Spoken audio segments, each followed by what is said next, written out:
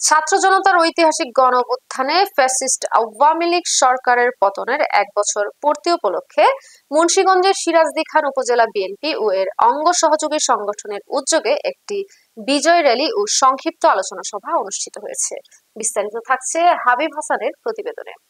বৃহস্পতিবার উপজেলার রসুনিয়া ইউনিয়নের সন্তোষপাড়া গ্রামের গোয়ালবাড়ি মোড় থেকে বিজয় র্যালিটি শুরু হয়। র্যালিটি উপজেলার বিভিন্ন প্রধান প্রধান সড়ক প্রদক্ষিণ করে উপজেলা মোড়ে গিয়ে শেষ হয়। পরে সেখানে একটি সংক্ষিপ্ত আলোচনা সভার আয়োজন করা হয়। আলোচনা সভায় সভাপতিত্ব করেন মুন্সিগঞ্জ জেলা বিএনপির আহ্বায়ক কমিটির সদস্য ও সিরাজদি খান উপজেলা বিএনপির সাবেক সভাপতি আব্দুল কুদ্দুস ধীরন। প্রধান অতিথি হিসেবে উপস্থিত ছিলেন মুন্সিগঞ্জ জেলা বিএনপির আহ্বায়ক কমিটির সদস্য, মুন্সিগঞ্জ ১ আসনের বিএনপি এমপি প্রার্থী আলহাজ মুমিন আলী।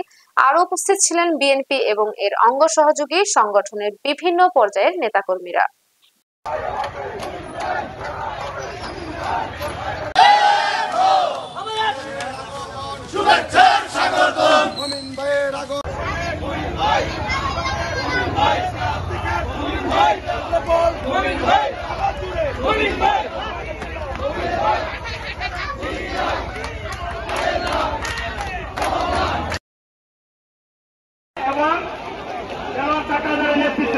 আপনারা এই উৎসব থাকেন